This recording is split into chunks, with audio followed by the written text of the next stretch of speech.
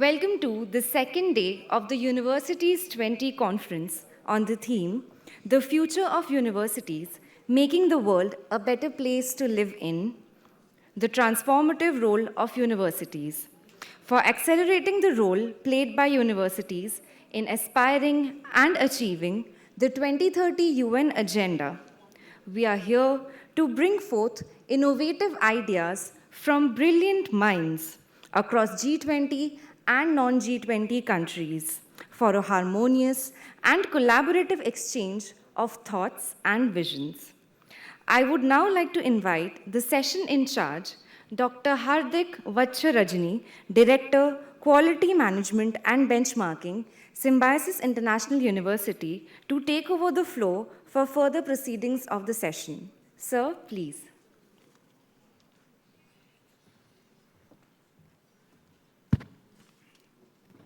Thank you very much, Shreya. Good morning, everyone. I hope you are all well rested and had a great breakfast. Today is 20th of June, Tuesday, and we are starting our SIU, AIU, Uni20 conference. So I formally welcome all of you in today's day, and I especially invite all the panelists here in today's first session, which is titled as the Transformative Role of University. So in today's session, we have got a lineup of great speakers, and I'm going to very quickly introduce all of them in no particular order.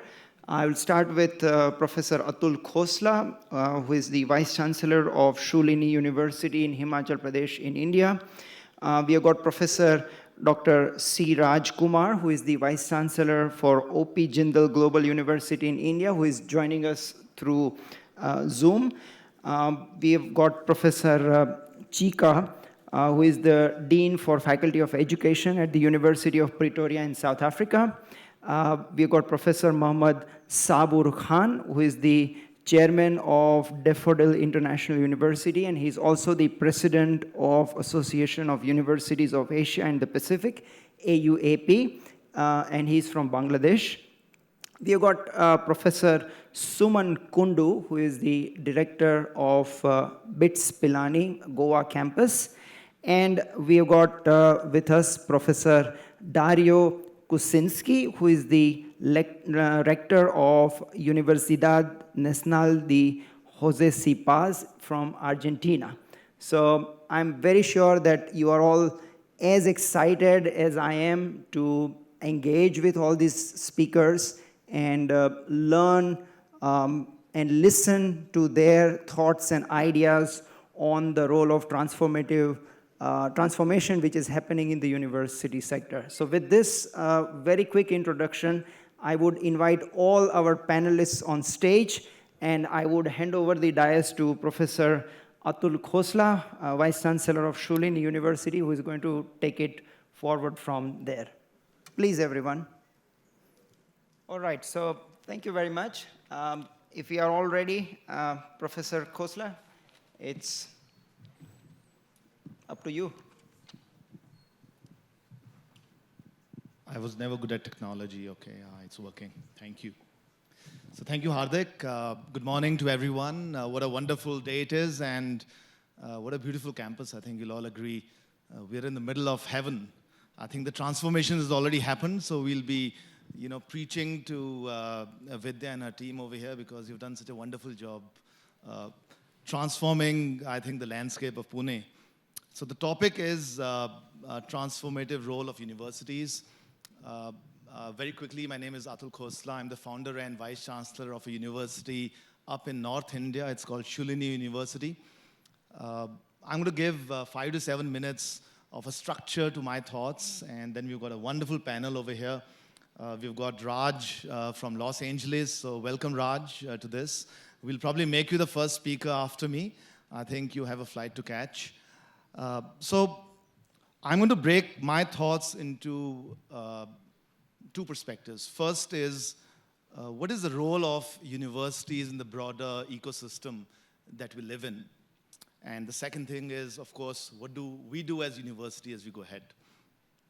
So as we think about universities, I think the first thought I'd like to give is that if you go around any evolved economy, any country across the world, a university system will play a very, very critical role in building the socio-economic ecosystem of that particular country.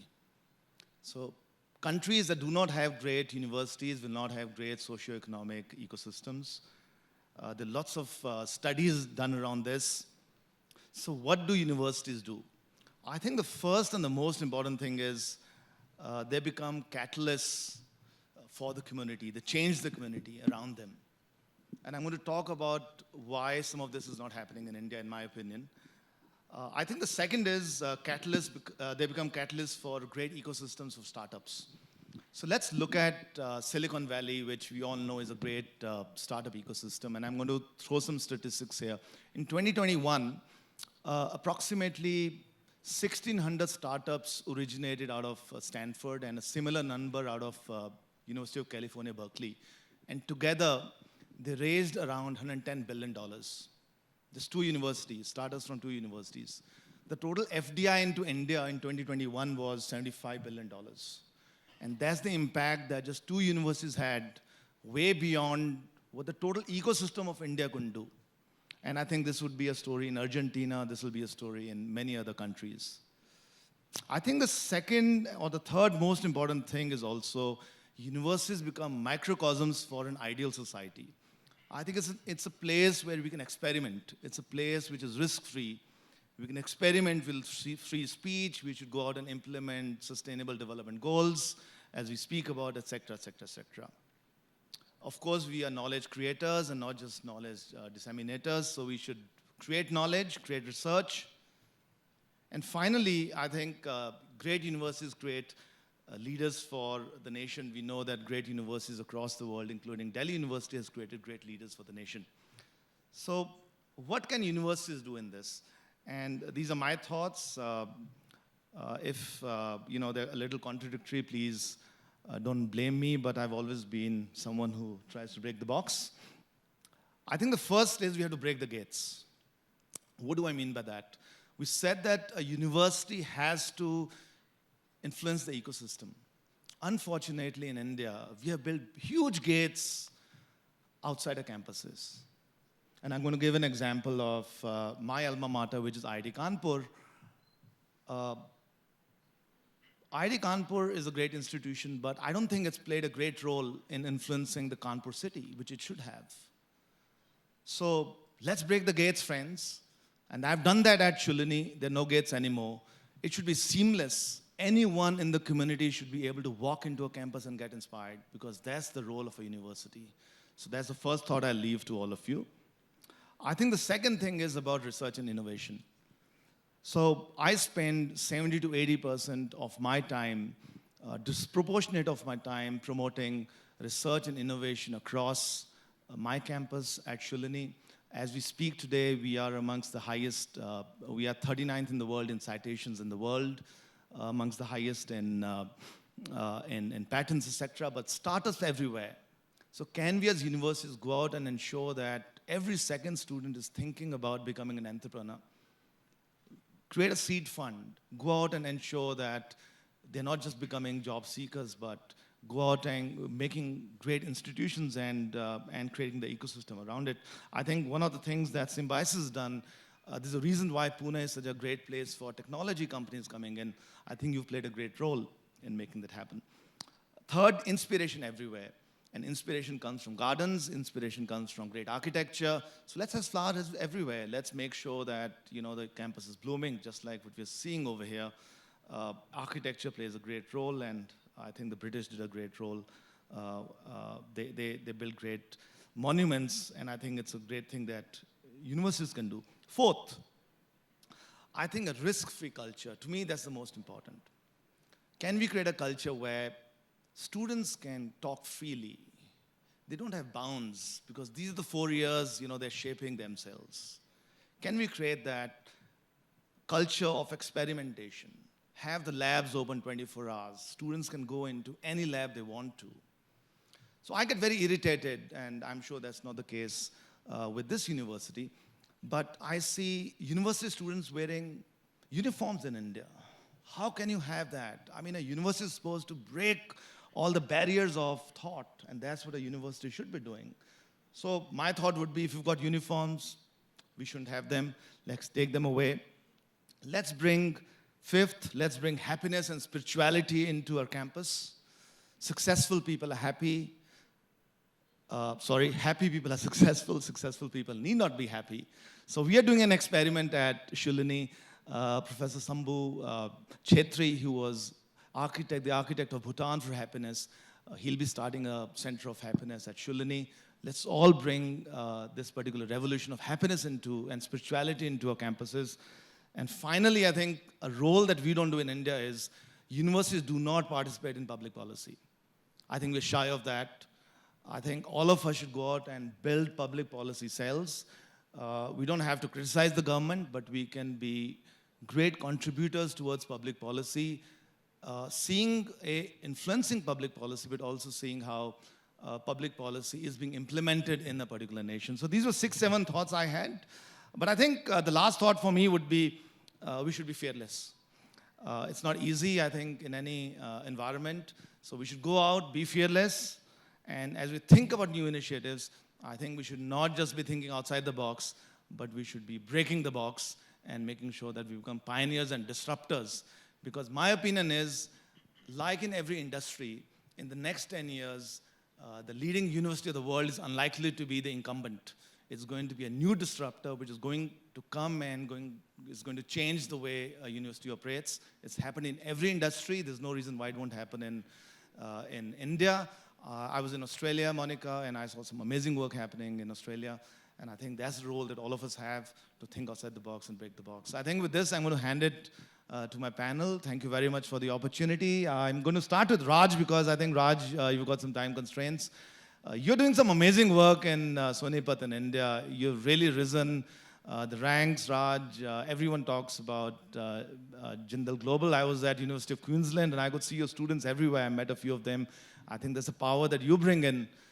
Give us a few examples of transformative work that you're doing and what makes you so special. Over to you, Raj.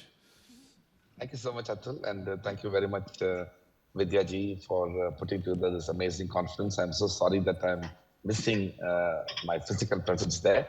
I hope I'm audible, Atul. My voice is clear to the... You are loud and clear, Raj. Okay, great. Thank you. I also want to recognize the contribution of Professor Majumdar for establishing an extraordinary institution which is shaping the minds of young people for generations, and also collaborated the Association of Indian Universities. Thank you for the question, Atul. I think you set the tone for this panel.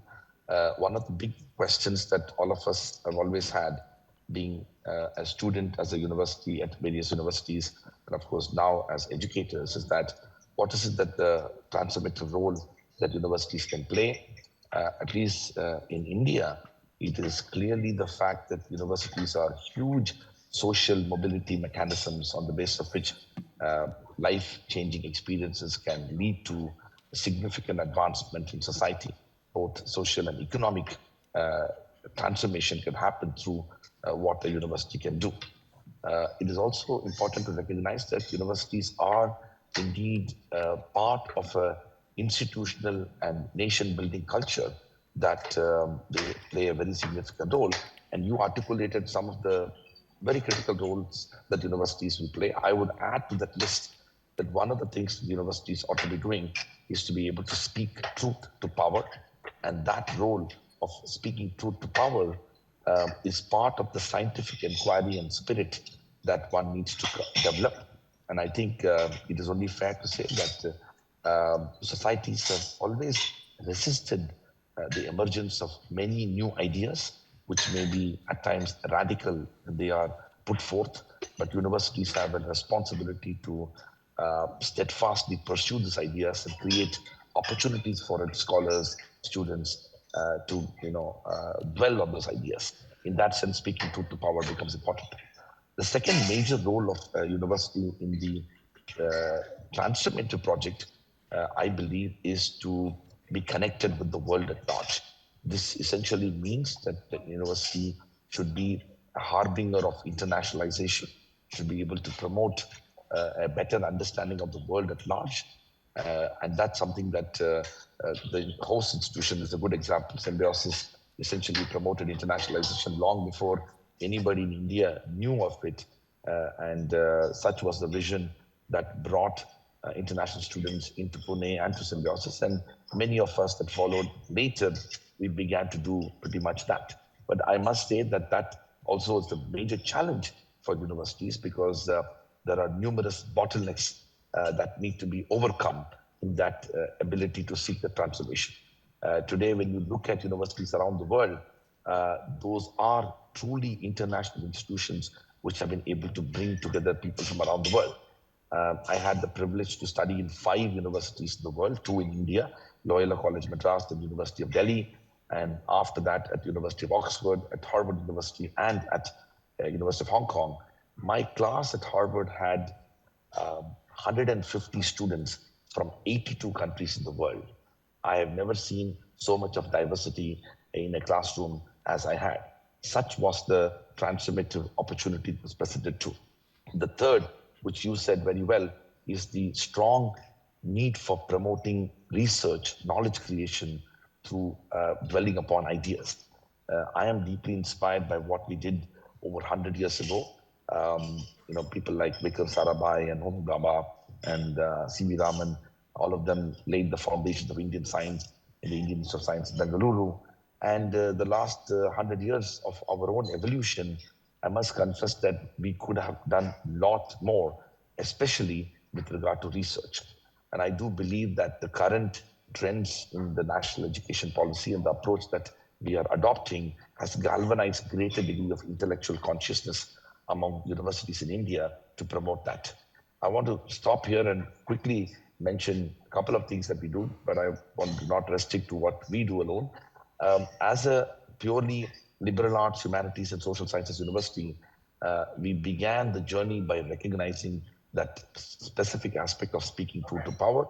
Our faculty members have been engaged in research on some of the most important and influential areas of law and justice, especially the law school, but also the other schools, including our public policy and liberal arts and other schools. The clinical education in law has been one particular aspect that the university has made significant efforts that has a direct bearing on the community that you talked about, to what extent we can bridge the gap between the theory of law and the practice of law and how it can impact society. Lastly, I want to say that one of the things that as a private university we have been conscious of from the very beginning is that how do you contribute to the public good? To what extent private universities have a role to play in promoting public service? We've done a few things there, but one aspect I want to highlight is that we have, since our founding, we have recognized the need to provide access to students for pursuing education. We not only ensure that the tuition fee that we charge is reasonable and affordable, but more importantly, we've ensured that over 50% of our students are studying with some form of scholarship or the other. While this may not be significant in terms of our larger goal and aspiration, we made that effort from the very beginning that access and inclusion is so critical so that education doesn't become the privilege of the few. I want to stop here and continue the conversation. Thank you, Atul. Thank you, Raj. I think one area which really stood out, which I sort of noted it down, is speaking truth to power.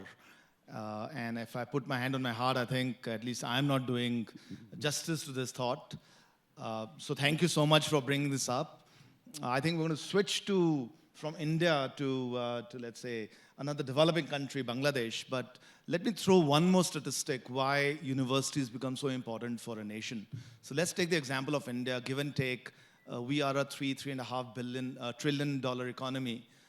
We expect to be a $45 trillion economy in the next few years. Any studies, and that's around 15 times the size of the economy today. So we can increase productivity approximately 3 times, that's what studies suggest, which basically means we need 5 times more people in the workforce. And I think this whole issue about students not getting employed, in my opinion, is actually the wrong way to solve the problem. It's really about saying, how can we create more talented students?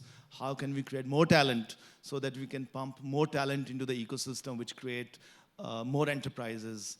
And I think that's a challenge with Bangladesh. I was at Daffodils University, I think 6 months back. Sabur, you're doing such a wonderful job over there. You've transformed the environment. Your students are building enterprises. I think there's some 100-odd different companies that are associated with your university. So just share with us, how's the thinking about the university system in Bangladesh, and also the role that you play in shaping the lives of your students and shaping the community and transforming the university. Over to you, Sabur. Thank you, Dr. Atul Khosla. Thank you very much. And I must say, as you already mentioned, 2 points you mentioned, that one is entrepreneurial minded. If you go to the entrepreneurial minded, so I'm sure the Symbiosis International University is one of the great examples. If you go through the Chancellor Mojumdar, how he transformed his university in this position, I think it's a hilly area. I'm sure that before establishment of this university in this hilly area, nobody can realize, thinking that how it is possible to develop such a wonderful university in this beautiful hilly area. So that means his entrepreneurial mindset is a proven track record of the Symbiosis International University. And the same case as you already mentioned that the Pune is identified now that Symbiosis University. Pune where? Pune is in Symbiosis University is where it's situated. So that means I think it is the time for our educationalists, especially the faculty member. I think they need to change their mindset, growth mindset. They should change mindset and adaptability. And if we are not changing the mindset of our faculty, because you see, as I already example, the one Chancellor Mojumdar is changing the whole city or whole area. So that means he also contributing for developing thousand people he already developing. So if we can create only one Mojumdar in Symbiosis University in 1 year, how many Symbiosis type of university will be in India? So that is the, I think, should be the real scenario. And we should understand the student is our power. Because when I observed yesterday in the opening session, the students are interacting, I'm really amazed because the students are interacting from their own view because they have a lot of view. And their view and our view should be completely different because we people are always try to adapt what we learn. But student is always try to understand or try to get their knowledge from the faculty, what they are also thinking in the same equation or same mind. So this is the time that we need to realize the student. At the same time, you see what industries also expect. So we are bringing the industry people, talking few minutes and going back to their industry. That should not be the effective. Rather, we should invite to the industry people, allow them to set up some resource center or experience center inside the university. And giving them, as Dr. Atul Khosla also mentioned, the university is a place, is risk-free. So why we are not bringing these industry people to set up their experience center and making the bridging with the academician and the student? Because I always love to say, the country will be changing by the young generation. You see, in my early age, what I developed, I think Mr. Mojumdar, what he developed while his early age, I think if we now give him the huge money, he cannot do it now. Because why? Because his spirit was in the early stage while he was young. While his dream, his fitness, his everything was very strong. So these sorts of education we need to transform inside the university, and we need to find out the entrepreneurial-minded student. At the same time, we need to find out also that how the teacher, the faculty, because always I love to say in my university, until and unless I am not able to change my faculty, I cannot develop my dream university, because faculty is playing a role better than father and mother. Because you know the present generation, they are more focused to obey the teacher's guideline, rather father and mother. I don't like to see the background, everyone you know it. So what should be the real scenario? The faculty should come from the industry experience, and faculty should go to the industry, and even that, I must say the university also forced to the faculty, please go to the industry, work there at least 6 months, 1 year. And I hope that university can also pay their all salary, even that extra money also university can pay to the teacher, those who will be focused to the industry.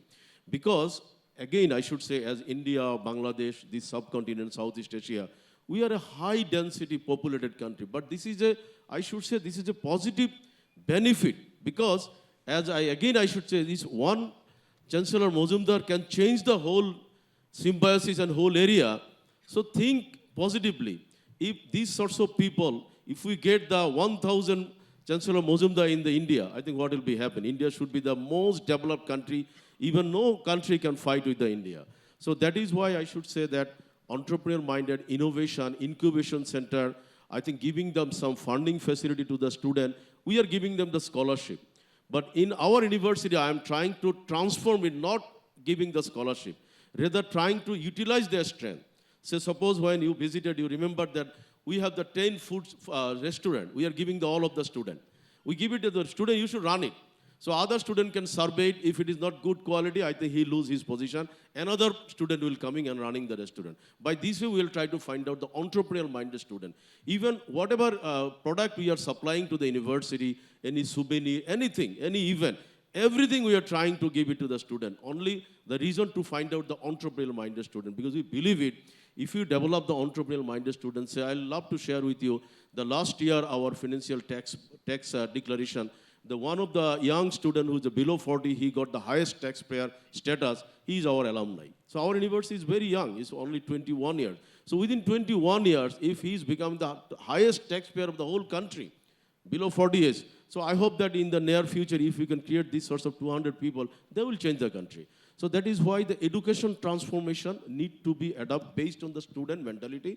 And again, I should say that not only the student, we should not only the university student, we should get the voice of the young student, like 5 years, 6 years, 7 years. Maybe you already got experience that Elon Musk is appointed one boy, I think he's 14 years old. I think just two weeks back, he appointed in his company 14 years old, and luckily he is a Bangladeshi origin US citizen. So that means the 14 years boy, he got the attention of Elon Musk. So why we should not talk and we should get the experience of the young people. So lastly, I give the one example, and I hope that everybody will think it seriously, especially the teacher. Just few days back, Google is already declared, and again the Sundar Pichai is already declared. I hope that maybe some of you already aware it. In future, AI will detect the cancer. AI will detect the lot of your severe disease. You don't need to go CT scan, no need to go to the MRI, no need to go to the X-ray.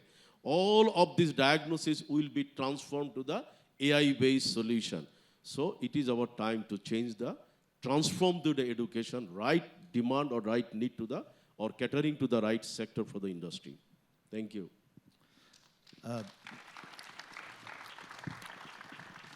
Thank you, Sabur. I think great thoughts. One, Muzumdar ji, for every university, imagine how India will change. So I think Mr. Muzumdar deserves a huge round of applause. I think we should all do that for this wonderful institution that you've created. So I've been going around seeing what's happening across universities in the world, and I think one change which is also happening is the move from flat universities to vertical universities, and universities actually going to cities. So Cornell Tech, I don't know how many of you know, you spoke about entrepreneurship, Sabur. So Cornell Tech is Mayor Bloomberg's new initiative. He's talking about companies get started where people go to school. We want it to happen right here in New York City, that's what he says. And it amazed me that a similar revolution is happening in Australia, where a lot of universities are actually moving towards where companies are, rather than saying we'll create campuses far, far away into the wilderness. And I think that's another transformative thing that's happening across the world. But we're going to shift from Bangladesh and we're going to change continents. Let's go to Argentina. We have Professor Dario with us. I know you've got this lovely speech that you've prepared and worked very hard for that. So over to you, Dario. Would love to hear your thoughts, and then we'll probe this over a discussion after you've laid your thoughts. Over to you, Dario. Thank you. Good morning. In Spanish, we say buenos días a todos y a todas.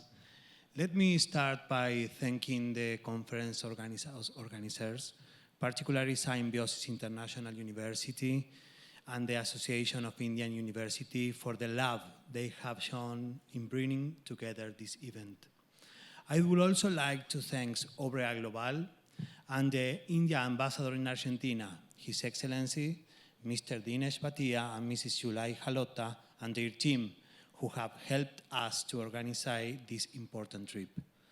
My thanks also to our Argentine Minister of Education, Jaime Persic, our Secretary of University Policies, Oscar Alpa, our Cooperative Education and Priority Action Secretary, Andrea Garcia, and our Participation and Educational Democratization Secretary, Luis Calderaro. He is part of our delegation today. As regards my fellow representatives, I would like to thank Alicia Boren, President of National University of Misiones, and Daniel Vega, President of the National University of the South, both of them here today, with whom we are representing the National Inter-University Council, the body that gathers all public universities in Argentina. Last but not least, I would like to cordially greet and thanks the workers and the volunteers involved and who have been organizing this event so that we can all be together these days and exchange. This will not be possible without your participation. Thank you very much.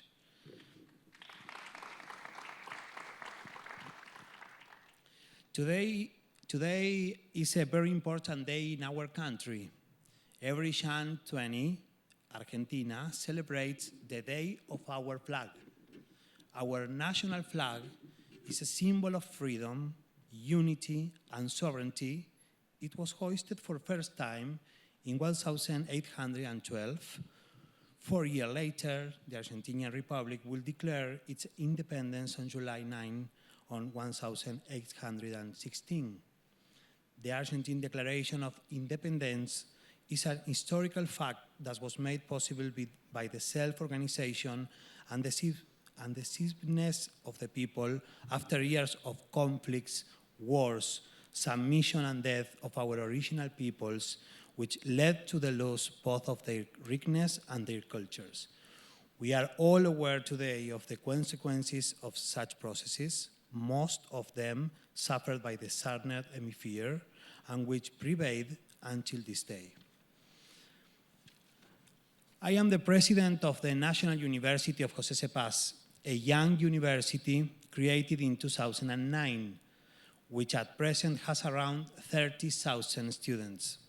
The creation of university in Argentina has followed a pattern of expansion waves. Our university is part of the body of 20 universities created mainly during the first decade of the 21st century. Our universities are located in areas which have been historically overlooked, marked by lack and social justice, insufficient economic development, and where social rights are not yet guaranteed. This university welcomes students from low-income sectors as the Argentine educational tradition has marked, a truly social and state effort that becomes an outstanding democratic achievement. Our actions embody the national policy of free public education, open to all and promoting higher levels of social equality. In this way, it helps thousands of students improve their life quality as well as the life in their community science. It is there where they return with the knowledge achieved and there where they apply it. The importance of our country pays to higher education can be appreciated in the existence of 57 public and free universities funded by the national administration and 50 private universities spread all over the Argentine territory.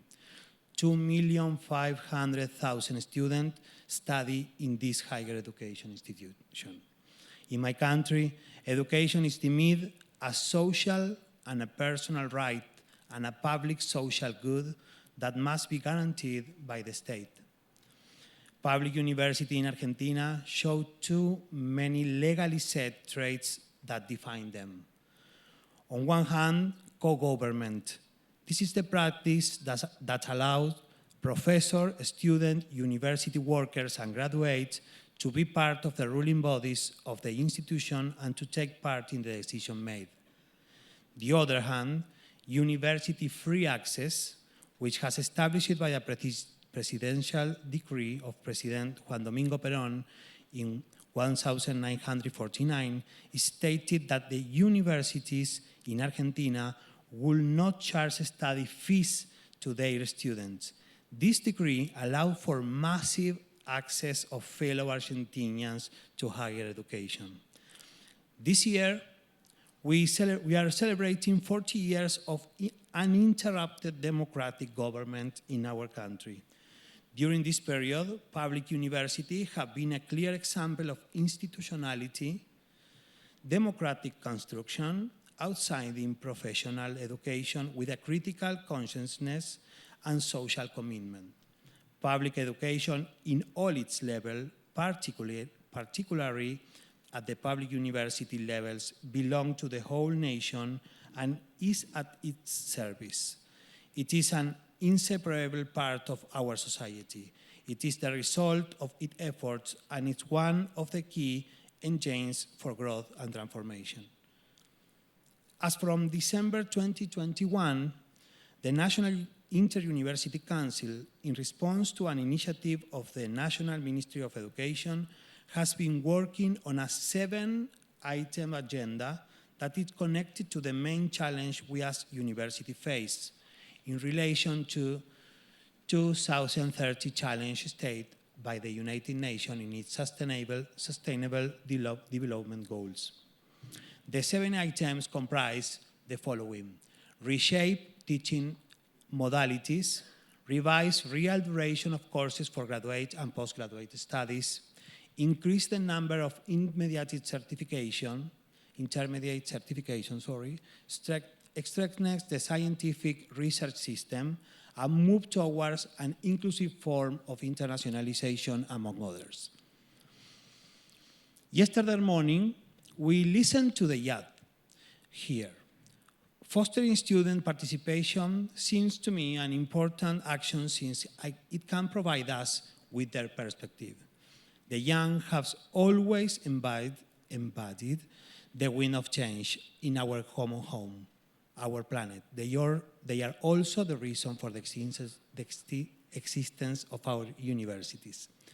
They talked about the importance of more dynamic curriculums. They also mentioned the importance of acquiring workplace skills. I would like to take the opportunity to reflect together with them about the need to build a capacity of reflection and understanding of the world at university.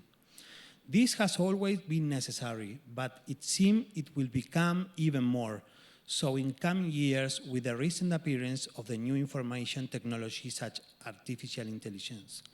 They also mentioned the importance of good dialogue between university and industry, a concern also shared in another session afterwards, this time led by people in the industry, who set the same interest, so much so that one of the main conclusions on this session was to reinforce the bond among university, state, industry, and NGOs. We could say at this point that we have already mentioned some key aspects that universities should approach if they are to play the transformative role they are invited to play. Science and technology play a strategic role in the world. It's a key to face the new challenges we face. For that reason, it must be seen as an interdisciplinary perspective that allows for articulation among different nodes in the global world. Argentina's national science, technology, and innovation system is worldwide known and it stands out in various fields of knowledge. Besides, Argentina is committed to reinforcing and promoting international cooperation and regional integration.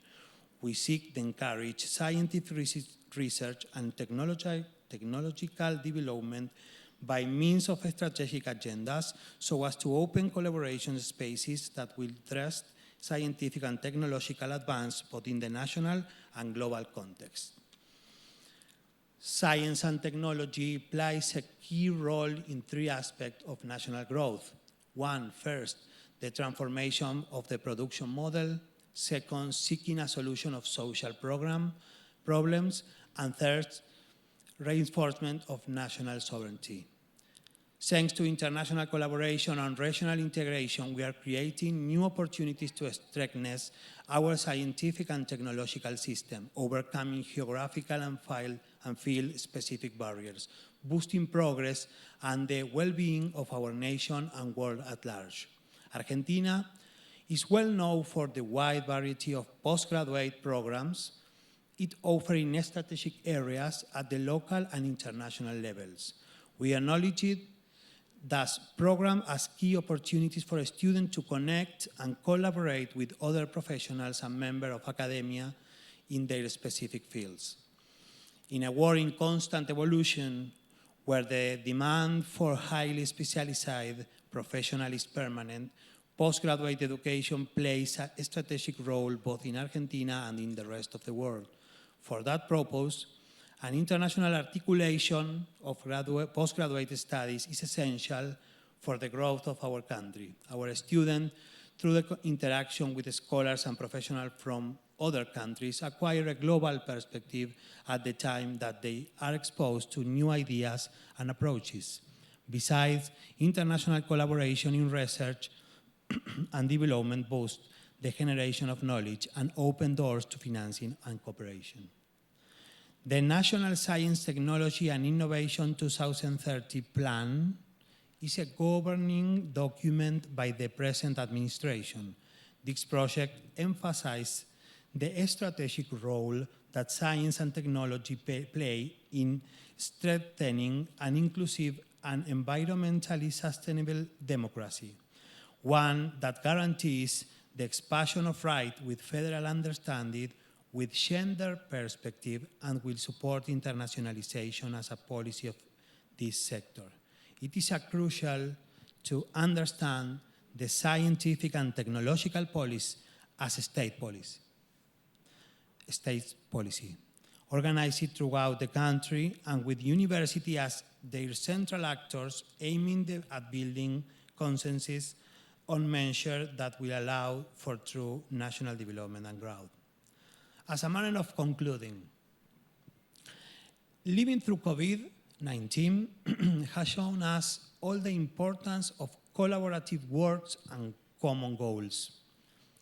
It was thanks to the possibilities of worldwide collaboration of scientists and researchers that technological development for health was achieved in a short period. In record timing, tests, vaccines, and drugs were developed. In other circumstances, this would have taken many years to produce. This was an example for the transformational role that we as university have. Is it not only because of research and development, but also because we as university were there together with our communities, offering our help with issues raised by the pandemic. We as university acted as vaccination center, medical offices, a place that offers students and their families a place to be fed while our health professionals and students become nurses. Such experience in our recent past provide us with a good example of the transformative role of universities. We as a university have been called to imagine the future worlds that humankind needs and demands. It's not about being seduced by the deregulation imposed by a market logic that turns knowledge into a commercial good and asks us to be consumer in the world in every aspect. It's about being universal, as our name expresses. It's our responsibility to raise our voices and suggest possible solutions in a world whose problems can no longer wait. We can be part of a world that changes for better. Muchas gracias. Thank you very much. Thank you very much, Dario. Clearly, you did a lot of homework for this and hard work for this. I'd just like to, thank you for bringing up the whole issue of collaboration. I think it's so important. We all know that 1 plus 1 is 11 and not 2. But I think what's important for us to understand in the context of research is that 90% of research equipment across the world is actually lying idle.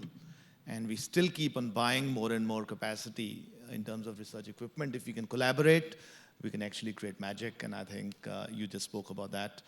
I'm going to hand it over to Professor Suman Kundu now.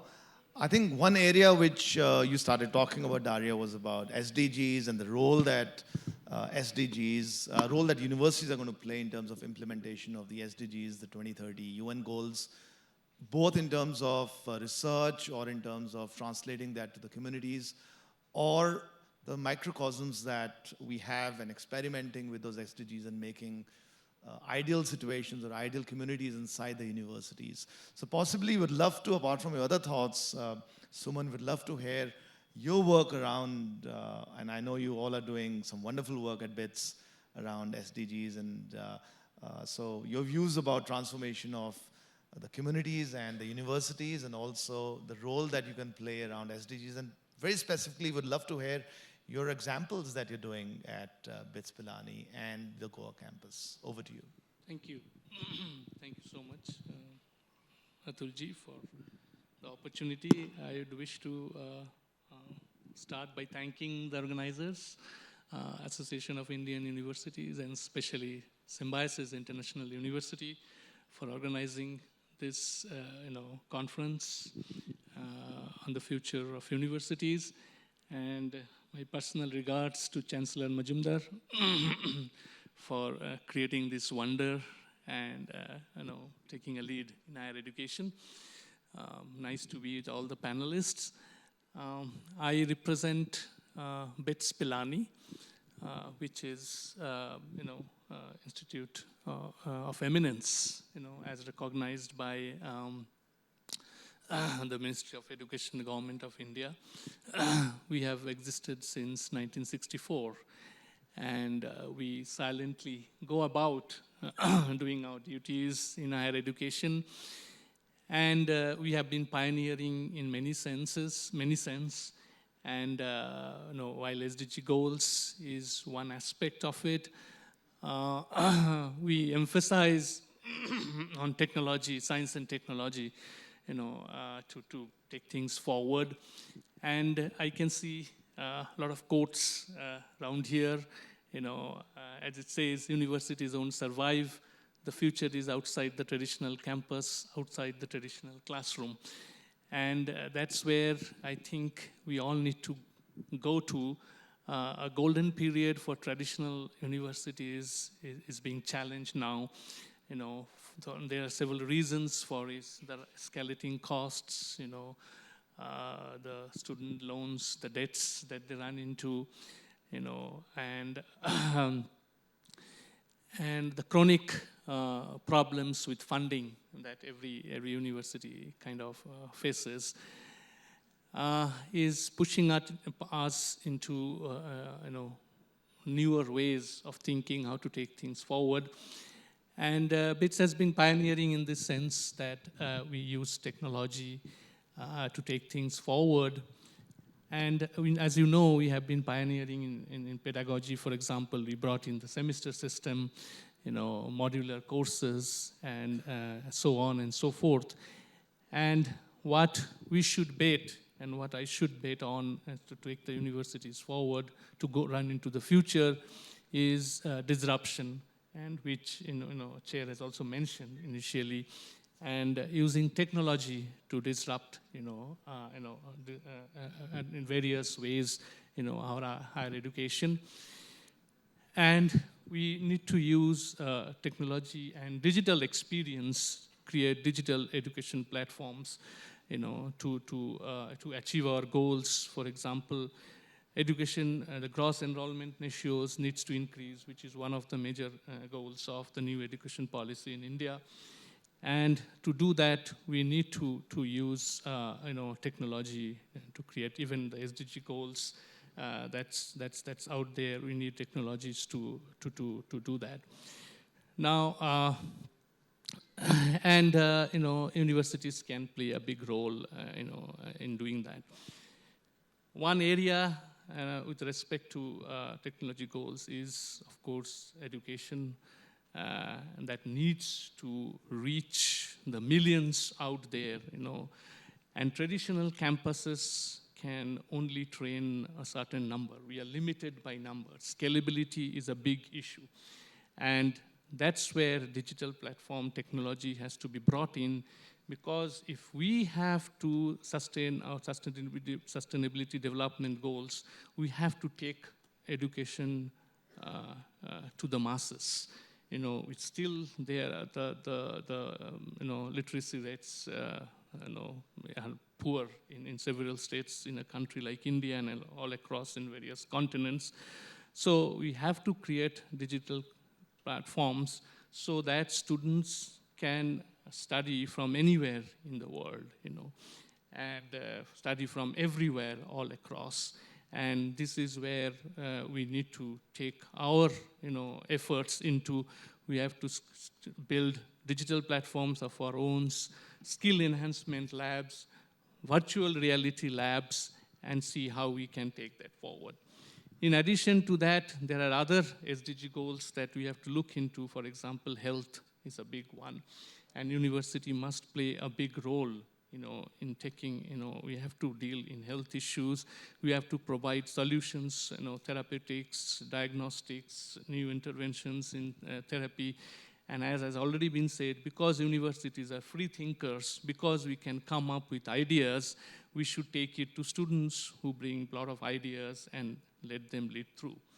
Climate is another area which is very important aspect that universities need to emphasize on. As we can see, the global warming, we have various cities, various countries all across the world are running through all these heat waves over and over again. And universities need to play a big role.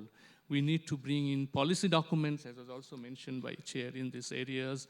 And we need to hear, not only that we speak truth to the powers, we should let our students also speak. Many a times we are very rigid in that sense. We think that all ideas can emerge from, fertile brains, who are in power, who are in administration, who are on chairs. And we don't give importance to student voices, so that should be bring in. And we must use technology again, and digital experience, to look at work in the climate domains.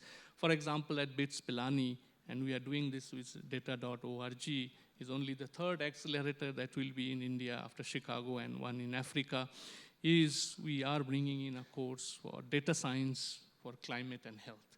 Because climate and health are two important areas which influence each other, and that intersection must be looked at.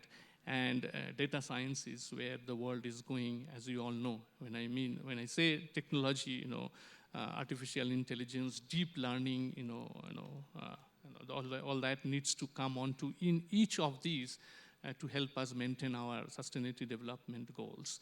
And that should happen as we emerge. So data science and climate and health is, for example, one thing that we are looking at. We also need disruptions, in stakeholder engagements, which has also been spoken about, and we need power disruptions. Universities must, know that they should not be silos. They often are, they promote lone wolves. There's been a Nature article recently which says that, we promote lone wolves, who cannot work for the community, who cannot work with each other, who cannot communicate effectively with communities, with societies, with NGOs, with government, and that should change. So that power disruptions must happen in universities, and they should work more like industry. Have flat administration, flat architectures, flat hierarchy, where everybody is a stakeholder. Even parents must be a stakeholder, in this aspect, because it needs to go across. And as has already been mentioned by Professor Sabur as well, all this cannot be done. Universities cannot do this in silos. Industry must be brought into. And industry-academia linkage is very important, and I should refer to one aspect that we do in BITS Pilani, which we call practice school. And this is a program that's going on for some years now and augurs very well for us, where during the duration of study, in 4 or 5 years, twice, they go out to industry. Once for about 8 weeks, which we call Practice School 1, and once for 22 weeks straight, which we call Practice School 2, and the entire classroom is transported to industry. And entire batch, thousands, they work in industry. We have that engagement all across India, outside India, and then they go and work in the industry. So they develop hands-on skills, real-life problems, and at the same time, they learn about the SDG goals of the industry as well, which is also an important aspect. And as has been said, we haven't still done that, but that should be done. We must create an ecosystem on the campuses, which looks at technology, which looks at digital transformations, which looks at building platforms, and having big data, analyzing that data, creating, having data science and artificial intelligence, and take forward those goals. Each of our universities should also be a role model in terms of our SDG goals, not only education, health, as I said, but environment, climate. Why can't our universities be zero carbon, centers, zero waste centers? We are the thinkers. We can take initiatives in those areas, and there are societies now. There are examples of, even markets, small markets. I know one in Hyderabad, where they create their own biogas out of their waste. Why can't universities do that? I see a lot of waste generation in universities. We have what we are doing now, for example, is alternative energy as well. Universities must look at that. We are now, right now in Goa campus, we are creating 1 megawatt solar panel, so that we can take things forward. These are sort of initiatives that we must take and then take it to the community, because community looks forward to universities to give them ideas, to give them thoughts. And that's where I think we should move to. Thank you, Suman. Thank you very much. Great thoughts. I learned 2 things from you. One was about the use of technology. And just to again share some statistics, it's a stated goal in the new education policy to take the gross enrollment ratio of India to 50%. And I was doing some numbers, back of the envelope numbers, and if we build traditional campuses, it's going to take $1 trillion to do that. And we don't have that money, so digital is the way to go. Thank you for bringing it up, and thank you for also bringing up the whole context of being a role model. And I think we as universities need to become role models for the community, for society. I think that's a big, interesting thought. We'd love to get into Q&A, but we have one more speaker, Professor Chika. We're going to move from the sunny beaches of Goa to sunny South Africa. But I do also want to have Q&A, so I'd appreciate if you can limit it to 7 to 8 minutes. Over to you, Professor Chika. Thank you very much for this opportunity. And I also want to thank the organizers for inviting me to be part of this panel. If there is one message which you should take out of my input this morning, is that universities can and should play a role in providing access to the poor. And not only provide them access, but support them to succeed so that they leave university with qualifications. I come from South Africa, which is one of the most unequal societies in the world. About 10% of the people own 80% of the wealth. There is 32% national unemployment, and amongst the youth, 62% of them between the ages of 16 and 24 are unemployed. 18 million people live in poverty. And these are all as a result of the legacy of apartheid, which has been in place since the middle 20th century. In that particular context, how does a university play a role in making a contribution to change those societal challenges? In 2016, I became a dean. I was appointed the dean of the Faculty of Education. And the following year, I under-enrolled my faculty with 300 students. The Vice Chancellor warned me to make sure that I bring students on that campus. Otherwise, he will remove the Faculty of Education from that campus and bring a bigger faculty that will use those facilities. We came in with a plan. Government does have bursaries for students that want to become teachers, and this give them full bursaries to be able to study. We partnered with government in recruitment of those students. What actually happens is that we focus and we target those subjects which are in need, which the Department of Education needs in the schooling system. So once we find young people who qualify in those subjects, government give them bursaries, and if they meet our admission requirements, we admit them. We went with the Department of Education into the rural areas to recruit those students who form part of the 62% unemployed youth. These young people whom I'm talking about are those who have already passed matric. They've graduated from high school.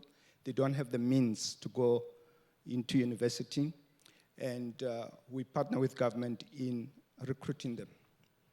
The University of Pretoria uses online application system. So obviously those young people do not have the technology to apply online. What do? We take manual forms with us to those young people in the rural areas. Once we find that they meet our admission requirements, we make them complete those application forms, and we bring them onto campus, and we ask our admin staff to upload their applications. Don't think that by giving them admission, you have solved the problem.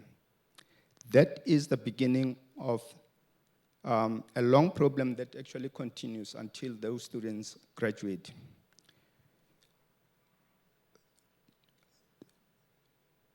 Upon arrival, what we do is that because the students are poor, they don't have even money to come to the city and to come to the university. So what we do, we make some means to send them money to travel to the city. When they arrive at the city, we Uber them to the campus. When they arrive on campus, we make sure that they have accommodation arranged for them. And upon arrival at the residences, they don't have toiletries. They don't have, basic stuff to start university life. We raise money from the private sector to make sure that when they arrive on campus, we are able to provide them with those basic needs. Having provided them with those basic needs, many of those students are first-generation university entrants from their families. They don't have the cultural capital and the social capital to make a successful transition to university. So we put in place some support for those students to make sure that they are supported. We've got the tutoring, before coming to the tutoring system, but we have got some additional support that includes psychosocial support, material support, as I've explained, to make sure that the students are able to settle. Thus far, I've been dealing with physical access.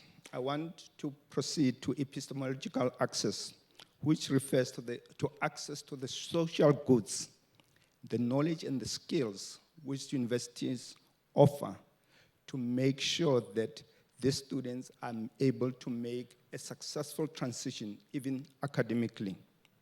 Apartheid education generated and perpetuated cycles of epistemological deprivation. That is, it deprived many learners in our country of a fair opportunity to gain access to the kind of knowledge that is supposed to be distributed in formal schooling, and that will also help them to be able to succeed once they go to the university. As these young people gain access to the university, there is a need for support and a fair chance to gain access to this kind of knowledge that the university distributes. In this regard, there is a combination of online support and physical support that is provided by tutors, by peers, by faculty support services. This particular approach addresses the university's strategic goal number 1, which is namely access and successful student learning. This aims to ensure that those who are granted access are well supported to ensure that they leave the university with qualifications. What have been the results of these interventions? Number 1, we have over the past 5 years consistently provided access to these poor students, and it has helped us to exceed our enrollment targets. At the moment, 42% of students in our faculty are first-generation university entrants in their families. Secondly, we have addressed the problem of poverty, youth unemployment, and out-of-school youth. Thirdly, the students are succeeding in their studies, and the first cohort that was admitted in 2018 graduated in 2022 with 80% completion rate in the minimum time. The students have returned to their communities and placed as qualified teachers in local schools with quality education from one of the leading universities in the country. By bringing funded students to the university, we have addressed the problem of student debt, and this contributes to the sustainability of the university. Through these strategies, the Faculty of Education has become the largest and the most diverse faculty in the university. These interventions have also assisted the university in addressing the sustainable goal number 1, which is no poverty, number 2, zero hunger, number 3, quality education, and number 10, reduced inequalities. The above demonstrate that university can play a transformative role in society by providing access to the social goods it distributes to the youth. However, this is not automatic. We have to be intentional about it. The same way as we have partnered with government in bringing about change, so can the private sector partner with universities in recruiting students to meet the kind of skills they need. Let us redress the legacy of universities, which is renowned as ivory towers. Let us make them accessible to the poor and the marginalized. I thank you.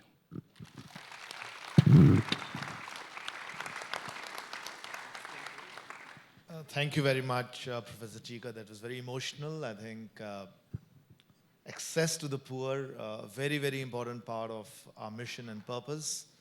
I think no one could have said it better than you. So we've heard the speakers. I think we have 13 minutes for questions. We can possibly take 3 to 4. So I'll hand it over to the audience. Please raise your hand and we'll send the mic over to you. If you can please introduce yourself and ask a question. Sure. If you have an observation, not more than 1 minute, please. Sure, don't worry about it, okay. Good morning, first of all. Thank you for our panelists. It's really a great opportunity to be with you and great talk which you have provided by you. I have actually 2 questions and comments at the same time to Professor Soman and Professor Chilka. First of all, Professor Choman, he mentioned the SDG, which is really, this is a good thing to do, okay, but this is what we're supposed to do as a universities, okay, to push our student or teach our student how to reach critical thinking in SDG. Okay, this is one point.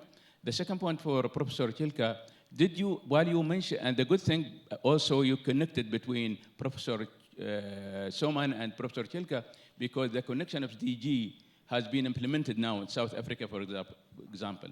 Now, did Professor Kilka, have you measured the reflection of your action or your initiative, okay, in real life, okay, in your community? Thank you. Thank you very much.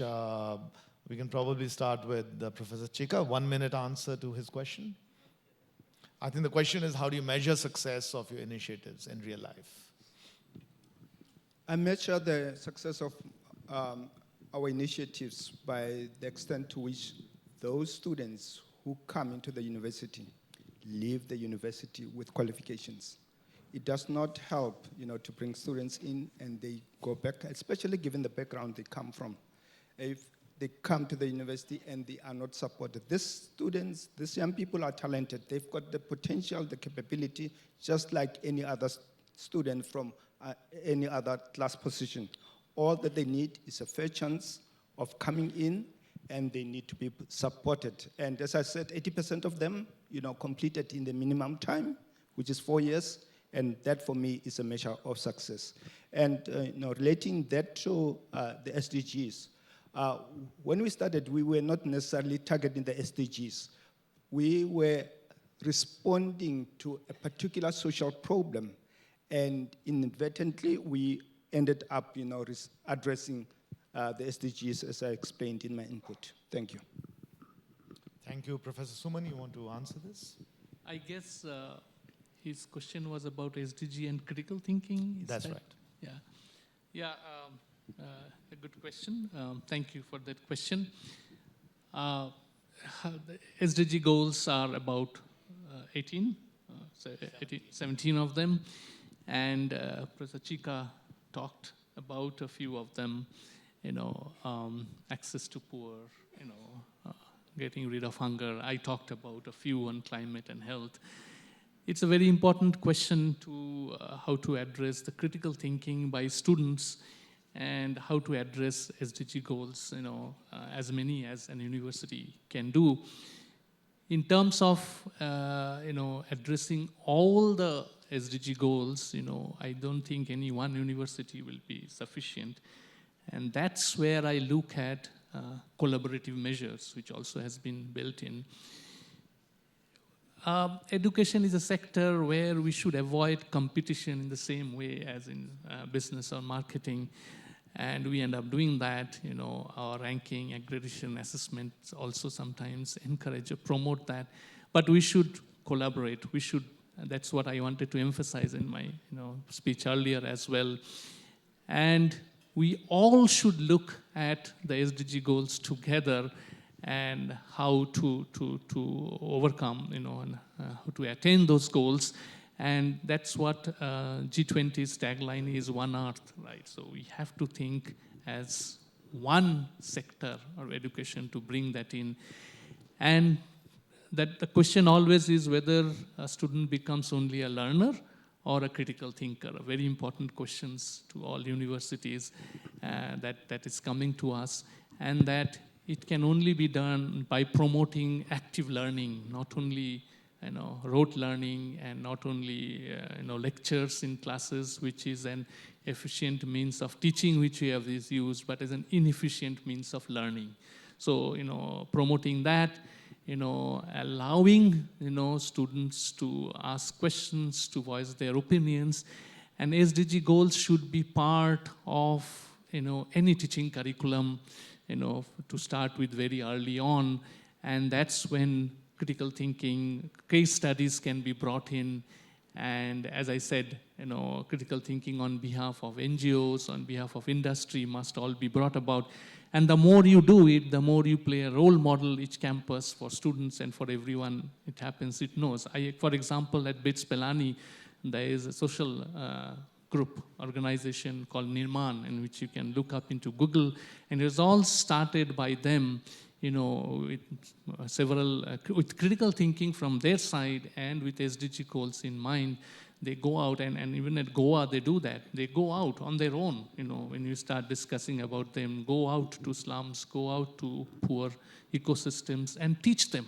The students do that once an hour in a week. They take, digital platforms also there to teach them, take them computers to them and teach them. And when you start doing that, when you play an active role in doing that, I think critical thinking will develop on its own. Yeah. Thank you. I think you spoke about collaboration. Give me 1 minute, please. I'll come to you. You spoke about collaboration, Suman, and I'd like to mention over here that the Association of Indian Universities under the leadership of Dr. Pankaj Mittal has been doing some amazing work on SDGs. Last year's theme was SDGs. Personally, we have done some work. Shulini and AIU collaborated on creating a report on the role of HEIs and SDGs, and I'll encourage you to have a look at that. But I do want to thank formally Dr. Pankaj Mittal, who's here, and AIU in this effort. I think we've got a couple of questions more. The gentleman here would ask a question, but I'd like my panelists to please answer the questions in 1 minute because we'd like to take as many as possible. We've got 5 more minutes left for questions. This is Professor Sitaram Rao, Dr. B.R. Ambedkar Open University, Hyderabad. Just I want to make an observation and request a comment from the panelists.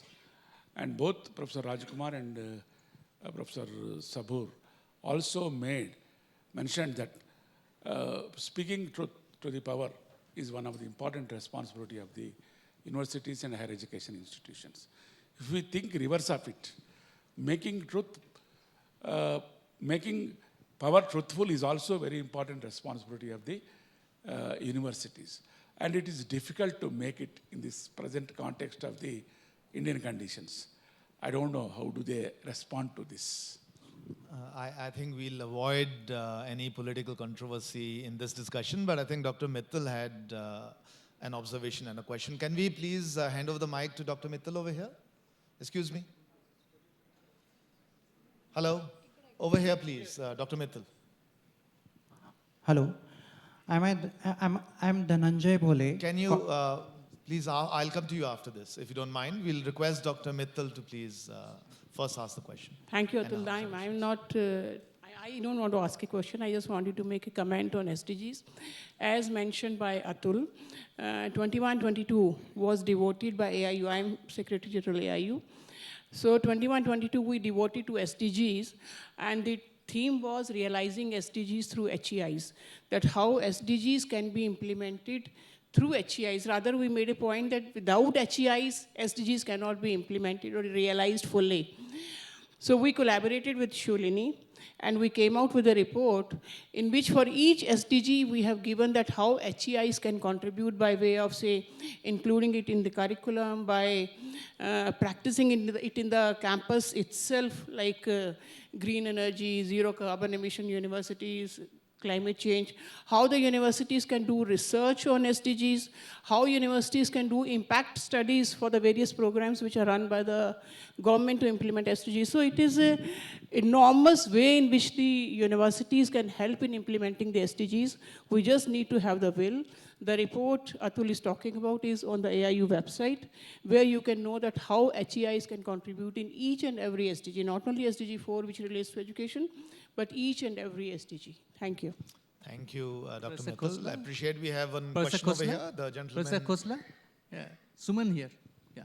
Where is Suman? Just I take 30 seconds to address. Please go ahead, Suman. 30 seconds to address the query he had. I would invoke Newton's third law of motion. For every action, there is an equal and opposite reaction. So if you are truthful to the power, you speak truth to the power, power will also, start speaking the truth. It can happen, otherwise it won't happen. I think that's a great thought. I think this is the last question. Over to you, sir. I am Dhananjay Bhole, Coordinator of Center for Disability Studies and Inclusive Education at Savitribai Phule Pune University. My question is how universities can play a role to provide access to education to the individuals with disabilities. What compliances university should follow to make university systems accessible and usable for everyone? Well, that's a very interesting one. Accessibility to the disabled and the differently abled. Professor Chico, you want to pick this up? What are you doing in your university? Well, I mean, the mission of university and is part of the message which I'm trying to pass across. I focused on the poor, but, you know, those who are disabled should also, you know, be considered in the way in which we grant access. But once they're granted access, we must also make sure that we've got facilities that ensure that those students can be able to operate within the university system. And, you know, there are different modes of disability, and we need to make sure that we invest in infrastructure that should enable those students to be able to learn, and not only to learn, but also to succeed. Those who are visually impaired, we need to have, you know, the pathways that will make them to be able to access the classrooms, to be able to be mobile on campus. Those with hearing impairment, we've got to have those facilities that will help them to be able to hear. Those who have got other forms of disability should be, you know, provided with it. We are doing that in our faculty. Not only faculty, but the university. We've got a disability unit that makes sure that it does address the needs of students. So I think that's a great idea, having a disability unit. You spoke about infrastructure, but 1 minute, Sabur, from you. Apart from infrastructure, how do you empathize with such students? Is this something that you're doing at Daffodils? Changing the culture of the environment. Yeah, from our university, we took an initiative. We just set up one institute called Daffodil Institute of Social Science. So we are bringing the student, and we are keeping them the full facility, fooding, lodging, everything. Those who lost their father and mothers, it looks like a street children. So we are engaging our university student also as a community engagement for educate this student, because almost 4,000 students we are targeting, but now as a pilot project, we are 100 students. Now we are already keeping them in the accommodation, so infrastructure is also developed. So we thought that by this way, we can also open the eye of our present student, that how they should contribute. And from these deprived children, I'm sure that few of the future leaders will be also coming from the society. Thank you, Sabur. I think we had a lovely discussion. There are lots of questions over here. I can see lots of hands. My apologies. I have the difficult task of maintaining time. I think we have maintained the time. I'll just summarize very quickly. We started with a broad framework, and I think I'll just pick up one, two things that each of the speakers spoke about, something that I saw as highlights. Raj, apart from everything that he spoke about, I think speaking the truth to power, which you also brought up, sir, was something which I think was very distinctive. Sabur, you spoke about one entrepreneur every year, one Chancellor Mazumdar every year in every university creating a change. I think what a noble thought, what a beautiful thought. Dario, you spoke about collaboration and how collaboration can change and transform universities. I think that's something absolutely fantastic. What I picked up from you, Suman, was technology and the use of technology and how universities can create role models, especially around implementation of SDGs. And finally, Chika, your thought about access to the poor is extremely noteworthy. I think that's the role of universities. Absolutely fantastic thought. And when I started, I spoke about disruption. I spoke about why and how universities should start outside the box. They should break the normal norms of the way society thinks. They should challenge the status quo and make sure we create institutions that are different. So I'm going to end by going to Bollywood, which is a favorite theme for all of us in India. So there was a famous Raj Kapoor movie in the 60s, 1962 it came out. The name was Fir Subah Hogi. I don't know how many of you have watched that movie. And it spoke about a society that had no poor, education for all, health for all, everyone is happy, and there's free speech and freedom to do what we seek. I think that's a role that universities can play. I think we need to start believing that we have a very dominant role in society. we are the ones who can make the change happen. And I think if we work hard and if we dream and we work with passion, we can create an ideal society. So I'm a big fan of Shah Rukh Khan. I'm going to end with a dialogue of Shah Rukh Khan from his movie Om Shanti Om. इतनी शिद्दत से तुम्हें पाने की कोशिश की है कि ज़र्रे ज़र्रे ने हमें मिलाने की साजिश की है. किसी भी चीज़ को दिल जान से चाहो तो पूरी कायनात उसको आपसे मिलाने में लग जाती है और ये सच है. So if all of us work very hard and if all of us work with passion, I think India will be a better place and the world will be a better place. Thank you so much for giving your attention to me.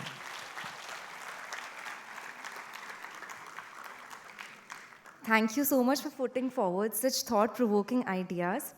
I would now like to invite Dr. Vidya Yeravdekar, Pro-Chancellor, Symbiosis International University, for felicitating the panel. Ma'am, please.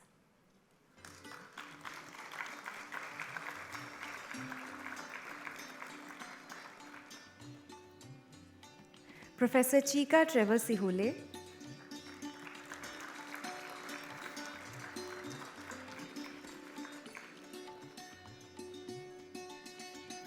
Professor Sabur Khan,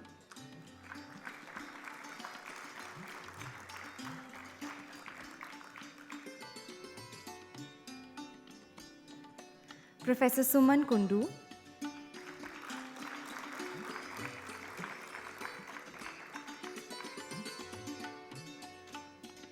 and last but not the least, the session chair, Professor Atul Khosla.